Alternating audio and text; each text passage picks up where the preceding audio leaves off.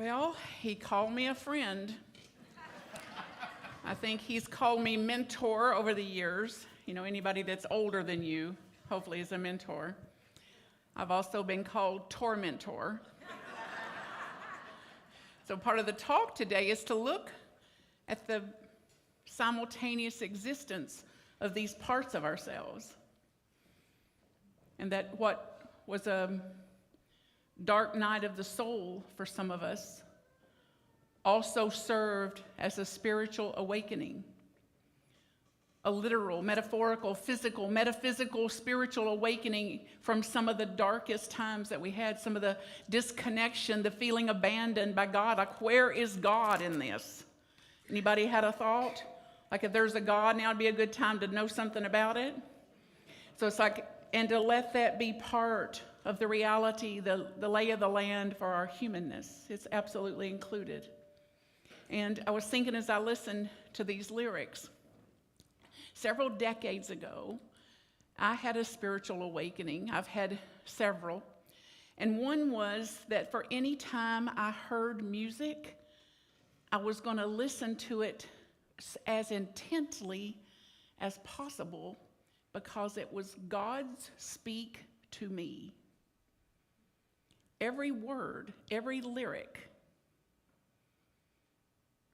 And that the lyrics then became part of my devotion, part of my making sure that throughout the day that I was going to stay in a bigger connection with Source, a bigger awareness, a bigger atonement, a more expansive atonement than what I had customarily lived. And then I was able to sing back some of the lyrics in my devotion to God. That Reverend Juan said that Dale makes in the music team here, which is extraordinary, extraordinary. Praise. Praise. So what if it's true that all we actually need is God? God as you understand it. God is higher power. God is awareness. God is consciousness. God is life. God is breath.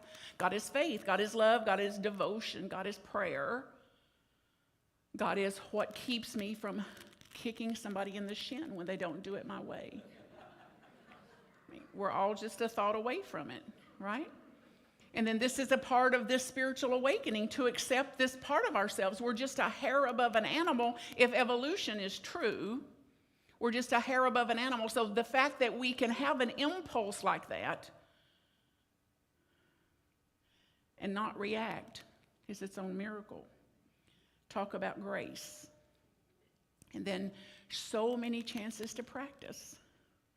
Like even here this morning among our divine beings gathered here in this so wonderful ministry. I do love you. And I love you more than my luggage, which is what I used to say. And then now I don't travel as much. So now I love you more than bacon. And I love you more than Butterfingers.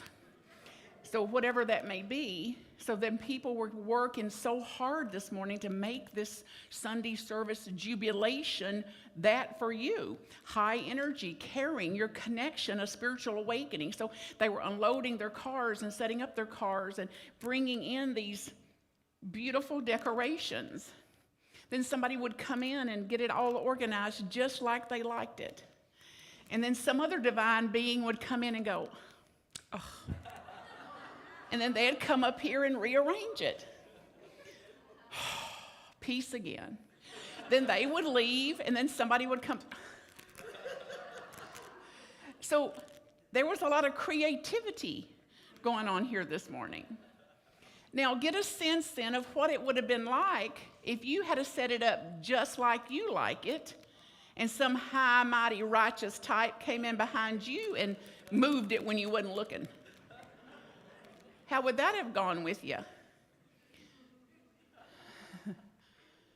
So put your hand on your heart.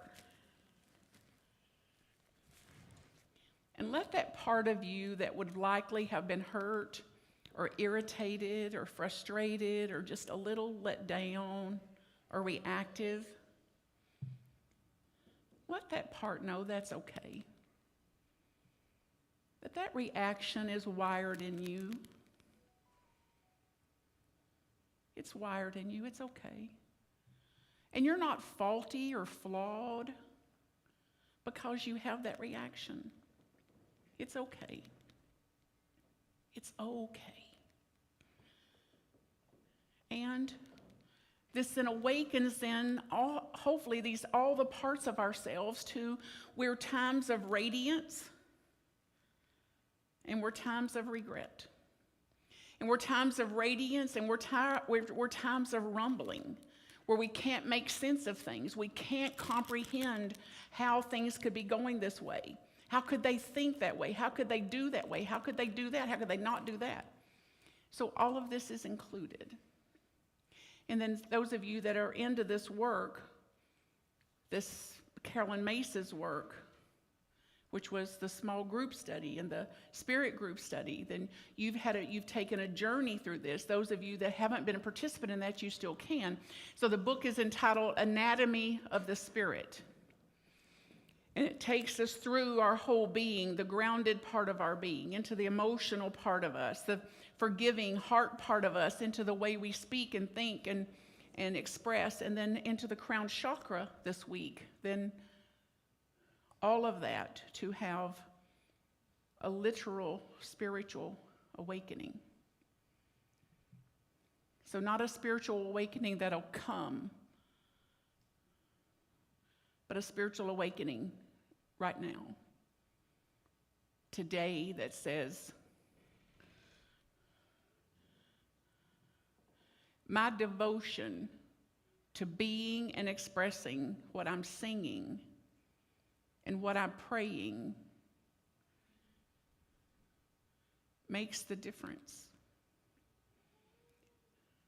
My awareness of God as source, as breath, as life, as hands, as feet, as face, as all of it makes a difference in how I am and will be today in this world, in the way I am in the world.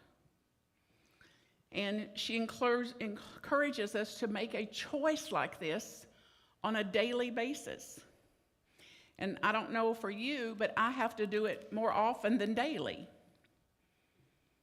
So before I fire that email off to somebody, before I fire that text off to that knucklehead,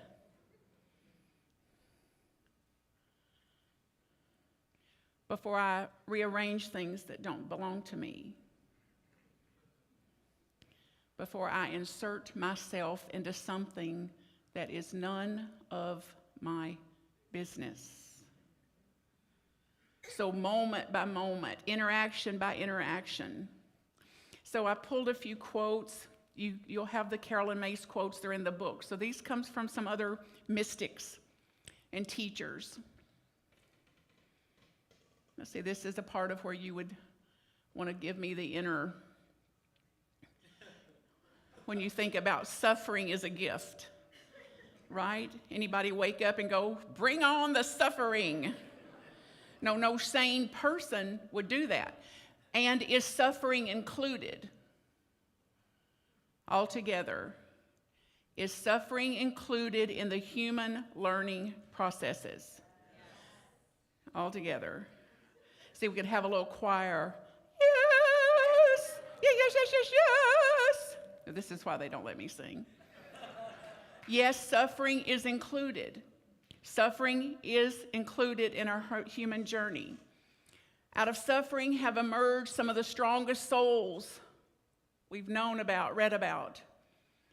Out of suffering has arisen the most massive characters that even with the scars, even with the suffering, dusted themselves off, wrestled in those dark nights, wrestled in those losses, wrestled in that change, and said, I will get up again.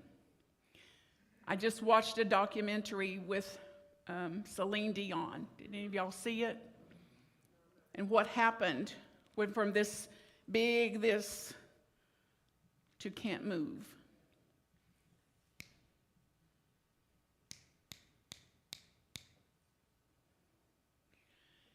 and then what it took.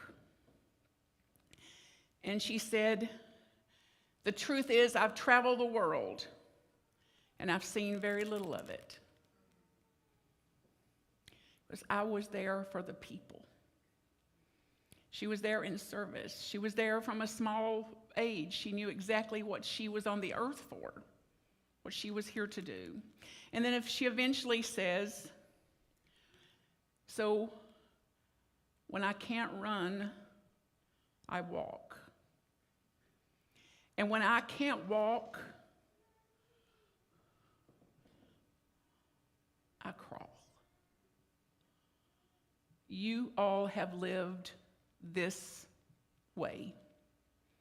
You've lived great losses, great devastations, rejections, abandonment, betrayals, physical losses, financial losses, emotional pain, and you're still here today, dusted off and in the game of life that says, I'm a part of a spiritual community that is inspired to bring the realization of divinity to my humanness, and in living that, to make it possible for other humans to do that. You're going to be happy, but first, life will make you strong. So we're happy at times. We're sad at times. What if part of our journey here this morning opened to the reality that it's both and that my existence, my divinity is in my allowing the sadness and the happiness to both be valid parts of me. Both are included. Instead of don't be sad, don't be sad, don't be sad. And what's it like when someone tells you not to be sad when you're sad? What's that like? I did a talk just a few weeks ago that was entitled, Don't Let Our Spirituality Make Us Mean.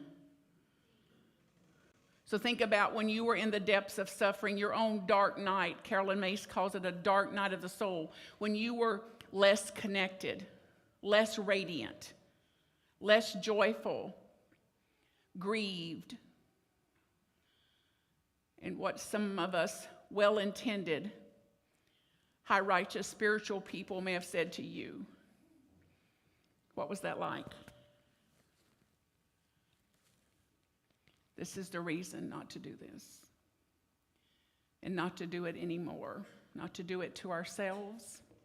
And not to do it to another person if we can stop ourselves. Suffering is included. Suffering has been stronger than most of our teachers, most of our teaching.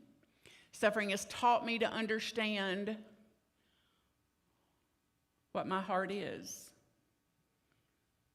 and what my heart would be if it was in its own nature.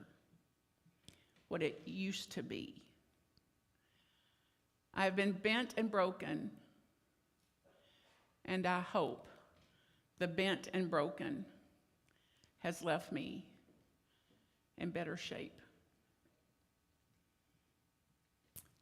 Can you testify to that? Yes, I was bent. Yes, I was challenged. Yes, I was struggling. Yes, I have had those experiences, and I am stronger now. That I'm also in the presence of a grit, a resilience, something that says one more step, one more day, one more attempt, one more reach across the aisle, one more forgiveness, one more shedding the resentments, one more shedding the grudges. A lived spiritual awakening. So think about it then. What's stopping you?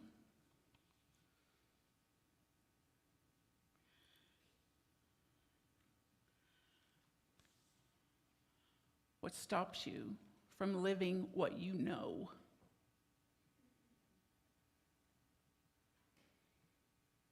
What What stops you from letting the heart, that is the heart of your highest self, lead? And aware of how this wants to lead, and how to be with it with more compassion, more understanding, and more devotion, more regulation to say, I understand what you're doing. I understand the triggers. I understand what put them in place. I understand. I extend compassion to that. And if you can, pull back just a little to let another part of us lead. And then through our prayers and meditation, reflections, contemplations, walking, forgiveness, whatever your spiritual practice is, then is the ways to do this. And that's what the workshop will be about this afternoon. If you can come over there to the office space and think about somebody that's not here maybe that is suffering now, or may have suffered just enough, and encourage them to come. They can still come. So the third step in this, spiritual awakening, admitting that there is dark times and dark nights and that suffering is included. And then the final phase of this, the need for devotion. And through devotion, then our endurance is dialed up. More resilience, more grit, more ability, more capability to do this. And then in doing that, then what will we devote ourselves to? What does devotion look like to you? What are you devoted to? And remember this, I'm devoted to them agreeing with me when I get over there on Thanksgiving, after all I've done for God. What's the chances? So I'm devoted to being and expressing who I am. I'm devoted to living as much into spiritual awareness as I can, especially when they don't agree with me, especially when they cross me, especially when they blame me, especially when they accuse me, especially when they espouse their convictions and their values and they don't align with mine. We're in a high, auspicious time for this. Before Thanksgiving, an election that calls us to the depths of devotion on how we're going to be with this and who we're going to be in this. Caroline Myss describes devotion as nothing that is passive, but is active, an active way of living.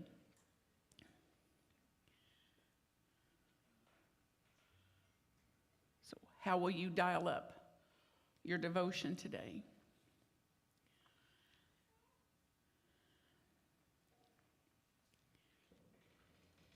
So what if we actually embrace the light and the shadow, the radiance and the rumblings, and remember in it all that we are held by a love that transcends all of it, a love that is guiding us toward spiritual awakening, spiritual realization, and that in all things it is there,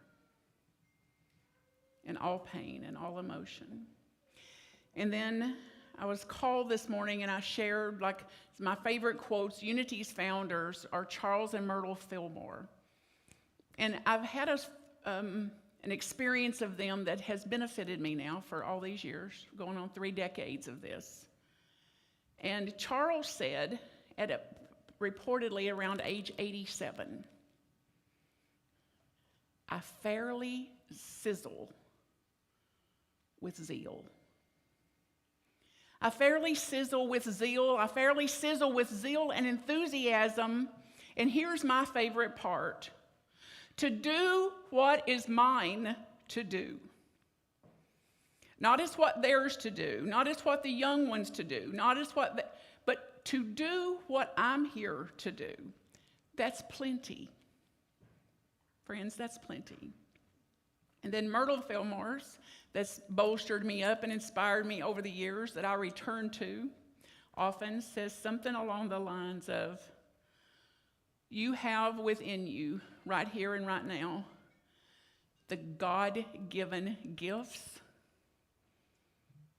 to create the world you want to experience. We have within us, I have within me, you have within you already, right here, right now, today, the God-given gifts, all that we can have. I don't have his gifts. I don't have her gifts. I have the gifts I've been given. But within that is the innate, inherent power for me to create and co-create the world I sing about and pray about. Then my favorite part of the quote is this: get at it. Let's get at it, shall we? So look at somebody by you and go, let's get at it. Let's get at it. And then